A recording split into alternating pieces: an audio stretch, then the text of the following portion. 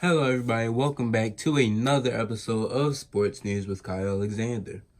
Now, I know I said I was going to release this episode after my Justin Fields versus Tate Martell episode, but I've just been busy with school and other stuff. And if you can't see the balloons right there, it's just my birthday, so I was kind of taking a little break. But I feel like I owe it to you guys, so I will try to release another episode tomorrow or Saturday.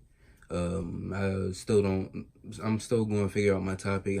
I'm thinking either breaking down the championship games like the Saints and Rams and the Chiefs and Patriots game, or something else. I don't know what else, but I'll figure it out. I'll give it to you guys. But this one we will be talking about three things: one NFL, one college football, and the other NBA. Yes, I know I don't really touch on the NBA like that, but we will today. So let's start things off with the coaching carousel in the NFL. So this is just all the moves that have happened so far. So my last coaching carousel episode, you guys should check that out. I talked about all the coaches that got fired. Now this one is all the coaches that got fired. So first off, I have the Arizona Cardinals hiring Cliff Kingsbury from the USC. He was a coach there. He was a coordinator there, and I'll save that for the other one. But yeah, he was coming from UC. He's coming from UCSC to the NFL. Kind of like Chip Kelly going to the Eagles. Hopefully he does better than Chip Kelly. All my Eagles fans out there and realize how bad the Eagles were under Chip Kelly. For the flashbacks. So Chip Kelly, he's at UCLA. Yeah, I hope he has some success there. But next up, you have the Browns promote Freddie Kitchens. I actually like this. I like Freddie Kitchens. I don't know why. I think it's just because of his name.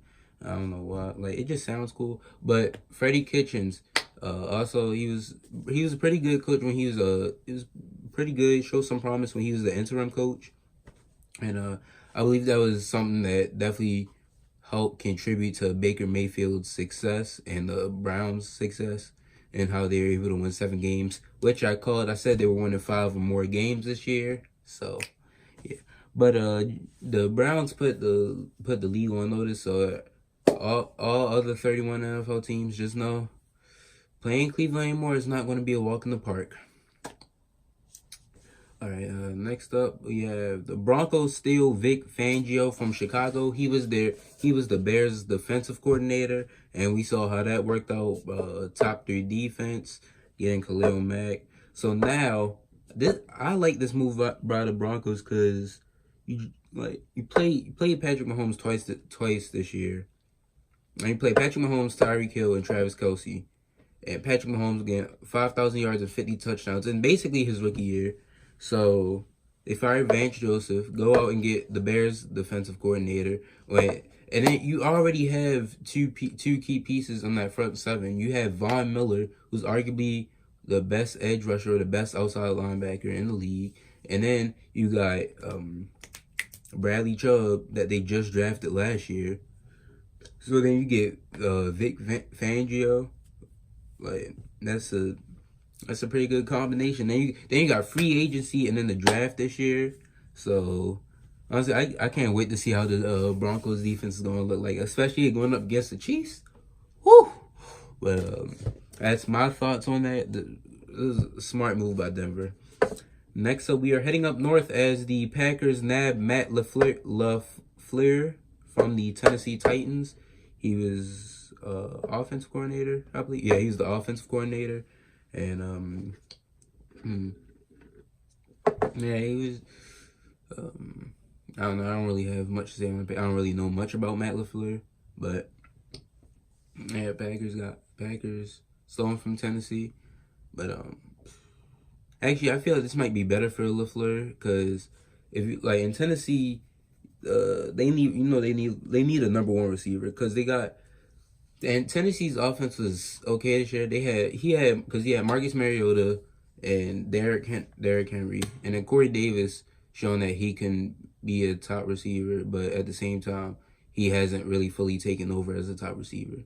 So like they don't have a top receiver. Now you go to Green Bay where you have Aaron Rodgers, who's arguably one of the best quarterbacks in the league this year. Didn't seem like it, but you got Aaron Rodgers, and you got a running back committee with like Jamal Williams, Aaron Jones, and then you got Devontae Adams, Randall Cobb, and draft coming up. Or they could trade for Antonio Brown with him on the market. I don't see them getting him, but this will be a nice little upgrade for LaFleur. We will see. But next up, we got the Bucks bring Bruce Arians out of retirement, and they make Todd Bowles the defensive coordinator. The former Jets head coach finds work down in the South as the defensive coordinator. And Bruce Arians, on a phone interview, he said that he plans to roll with Jameis Winston. Honestly, I think he could. Some people, I think he's on the he's like, this is his year where he's on the verge of like, is he a bust, or will he like show up?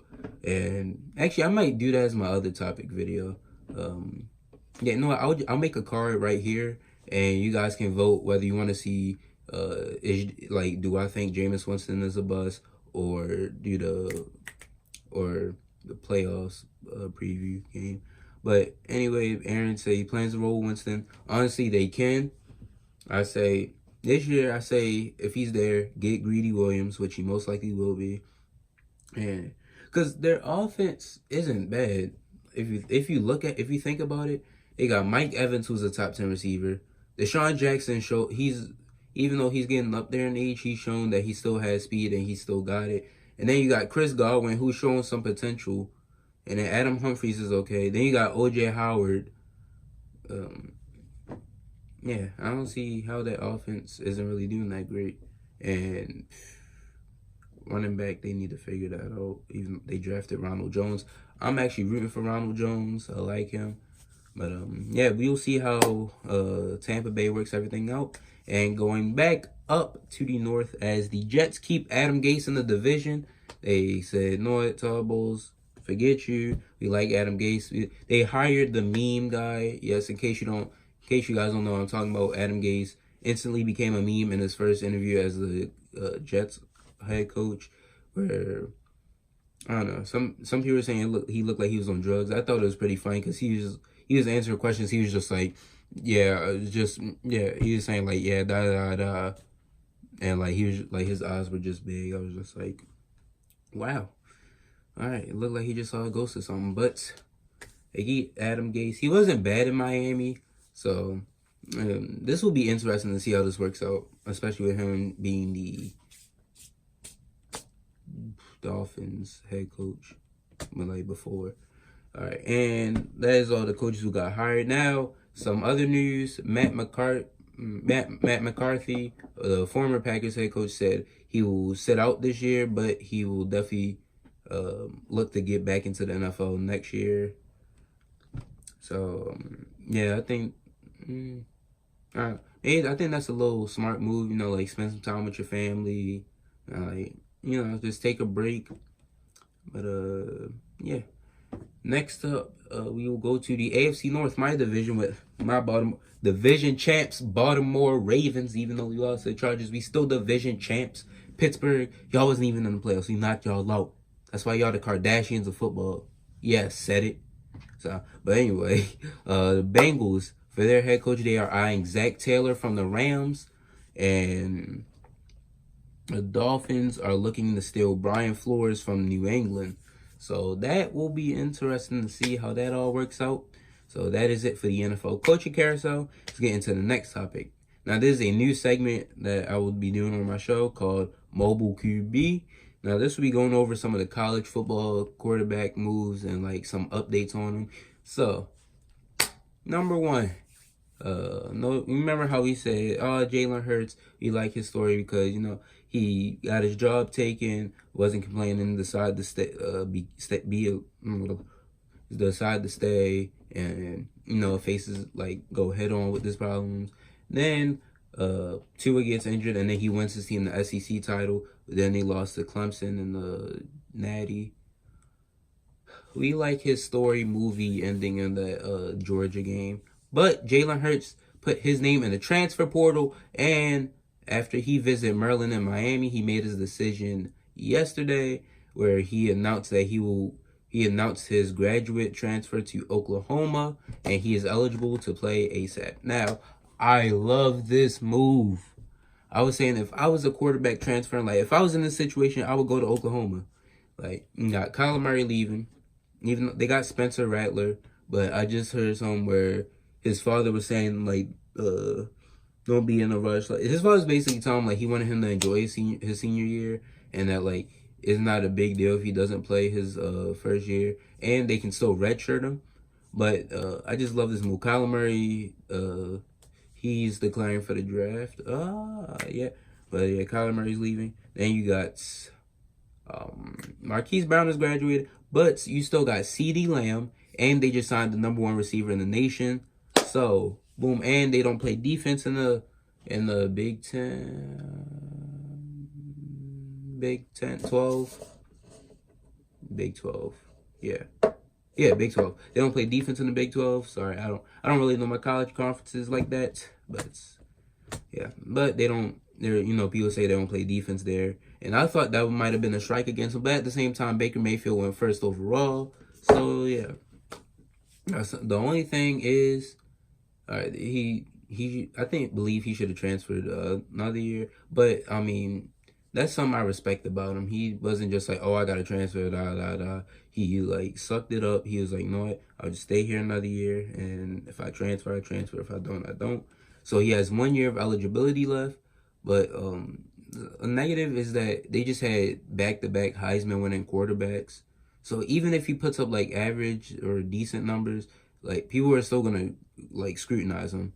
People are still gonna be like, oh, he's not that great. And so basically, people are expecting him to win the Heisman, or he's expected to be like on the Heisman lookout, and his chances do look low because he like in the. I think when people saw Tua coming, even before this, but I think when people saw Tua coming, and even before that, like his accuracy wasn't there yet, and some people were saying like, even me, like I said he wasn't an NFL quarterback. Like I was saying he wasn't ready for the NFL because like he's not an NFL caliber quarterback because like his accuracy wasn't there, and then I think he was a better runner. Hopefully, I hope he proves me wrong on that because I'm actually rooting for this kid now, and yeah, but also I think if he can get with Lincoln Riley and he can work on his accuracy and get his throw power, like work on his arm and learn to be a pocket passer more than a running QB, and he could definitely become an NFL quarterback. But all eyes are going to be on him. Like he's basically like Lamar Jackson if you think about it. Lamar Jackson, everybody's like, oh, this kid's electrifying. He can run. He can jump over people. He can throw. Da da da. But they were saying he couldn't throw actually. Or they were saying his accuracy wasn't there, and like he can't make the right throws and all that. So that's why I think Jalen Hurts is like the Lamar Jackson of this in this situation. So I hope Jalen Hurts has success here. Could win the Heisman. I hope he gets nominated because I mean honestly I think he could, and yeah, hope he finds success in the NFL. Hope he proves me wrong when I said he wasn't an NFL caliber quarterback. Now moving on, we're going to go up to Ohio State where Tate Martell transfers to Miami after putting his name in the transfer portal. Fields gets promoted to, or he automatically wins the starting job. But Tate Martell, they won't know if he's ready to play his first year yet, to play as soon as possible or not. And I did hear that he already got his lawyer to talk with the NCAA in terms of like getting him like a transfer, or basically like and letting him play this year. And something that his case or his reason for that was Urban Meyer retiring. But yeah, he's going to Miami. They kind of needed a quarterback because Malik Roser wasn't really getting it done. And Miami, they look like a promising team in the last 2 years. Like last year, the infamous turnover chain that started, and their defense has actually been pretty good. Now I think Tate Martell could have some success down there, and yeah, but the thing is, he was like, when Justin Fields was transferring, he was all like, "Oh yeah, like he's not going to come in here and take my job, da da da." Like, don't like that tweet where he was like, don't make the same mistake twice. And he went from all that like, "Oh, I want the smoke," to now transferring. Which honestly, this looked like the smart move. Maybe he realized he wasn't winning the job, like he wasn't going to win the job, and he was like, "No, what? Let me just make the smart move." Because college, you only have a certain amount of years, so you got to make the most of it.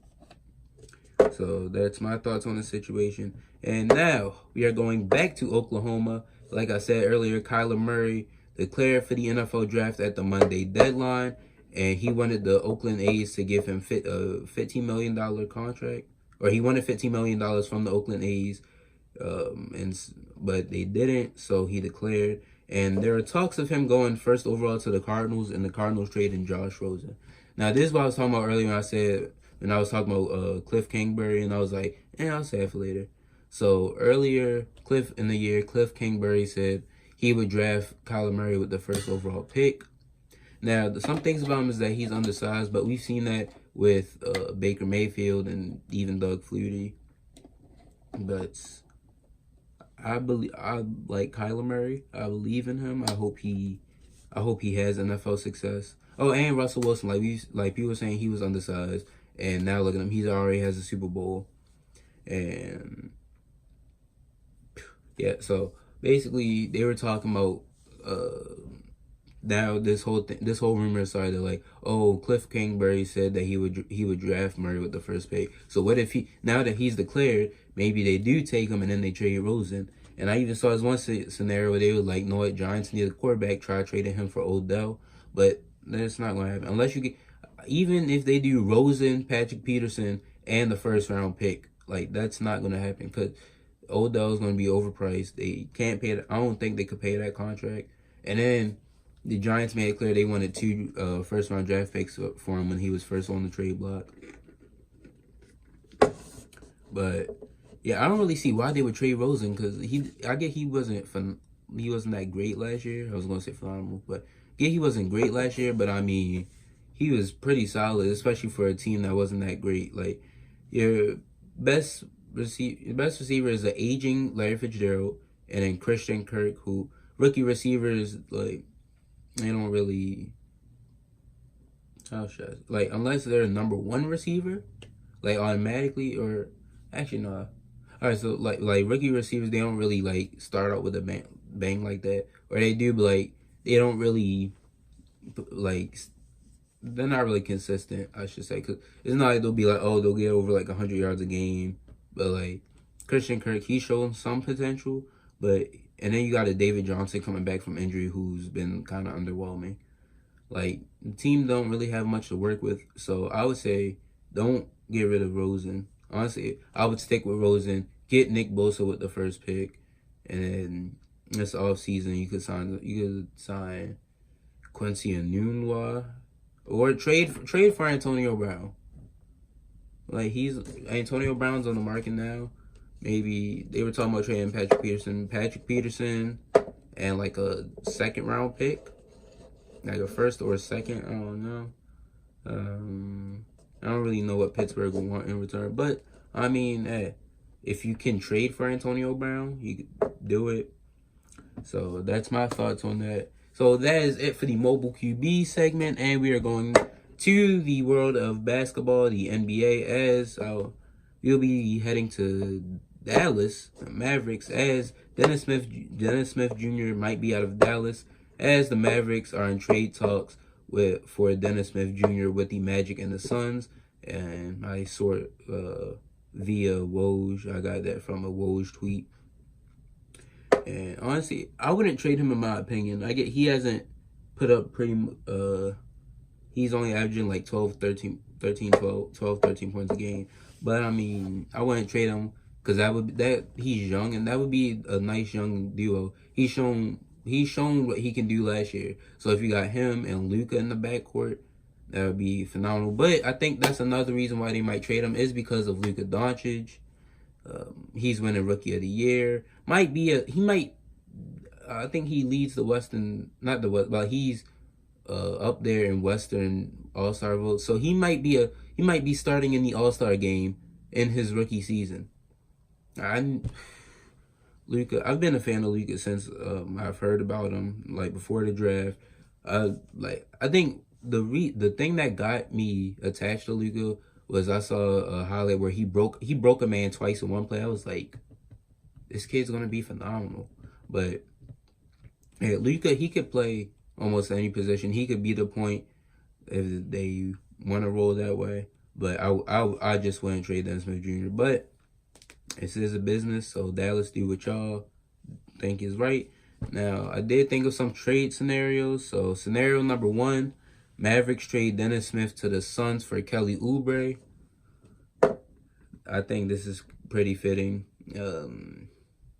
They get Kelly Oubre, then I say they could get rid of Harrison Barnes contract either now or like after this year. And Kelly Oubre, he's showing potential that he could be a starting small forward, or not even that. I'm pretty sure they roll Harrison Barnes at the 4, so you could do Harrison Barnes at the 4, Kelly Oubre at the 3, and then Luka at the 2 or 1. But that's one trade scenario. And then the Suns, they have Josh Jackson and T.J. Warren, so I think they're set at small forward. So Dennis Smith Jr. and Devin Booker, that would be a nice backcourt. So that is it for that scenario. Trade scenario number 2. Dennis Smith and Dwight Powell to the Jazz for Dante Exum and Jay Crowder. I think pairing Dennis Smith with Donovan Mitchell, that would be a pretty nice backcourt. And then you got Rudy Gobert, and then Jay Crowder. He's a pretty good role player, and they get Dante Exum back so they can roll with Exum and then draft a point guard this year. But yeah, I think they get a big man in return and get Jay Crowder to come off the bench or be that power forward. That's just another scenario. And trade scenario number 3, Dennis Smith and Wesley Matthews to the Magic for Terrence Ross and DJ Augustine.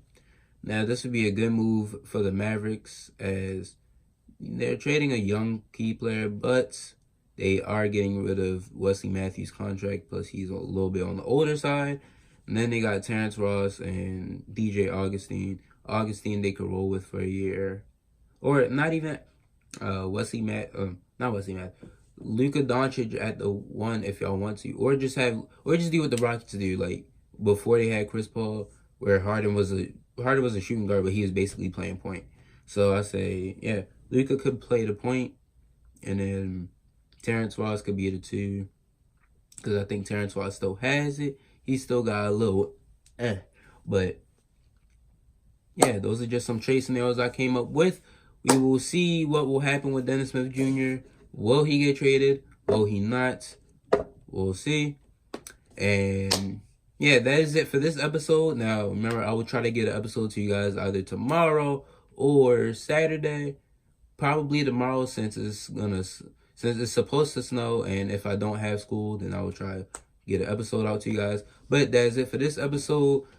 Please, I didn't forget to say this, but please don't forget to like, comment, and subscribe on this. And check out my other video. It was a coaching carousel and the playoff predictions, and then the week 17 headlines.